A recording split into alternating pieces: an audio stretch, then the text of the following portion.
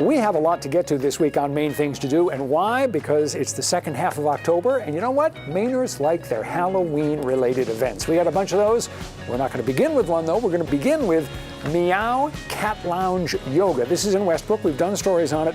Yoga with Kitties. That's happening on October 16th from 5:30 to 7. All levels invited, and mats and cats provided. I've never had the chance to say that phrase before. I will repeat it. Mats and cats provided.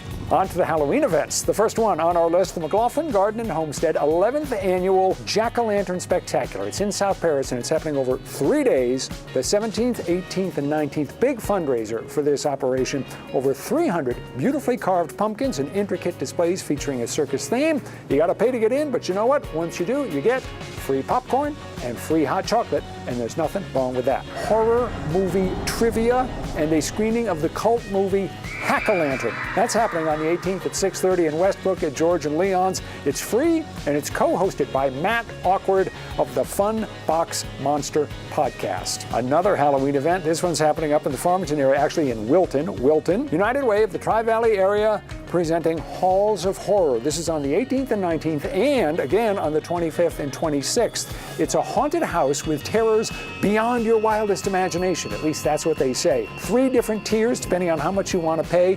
The top tier gets you access to both the escape room and the last ride coffin burial experience. And more important, the actors can touch you.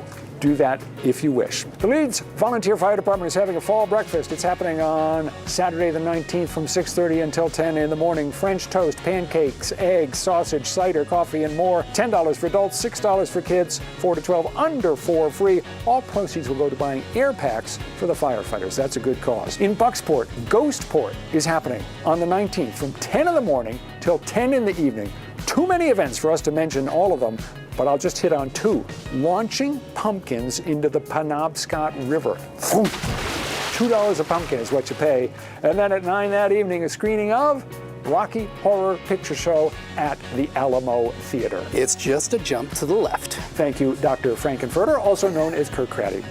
The Northeast Sports Card Expo is happening at the Expo in Portland on both the 19th and 20th, going on all day. It's billed as the biggest card show in Maine. Sports celebrities and more than 200 vendor tables. I'm going to that. Why? I have a Rob Caldwell rookie card. I wonder how much I can get.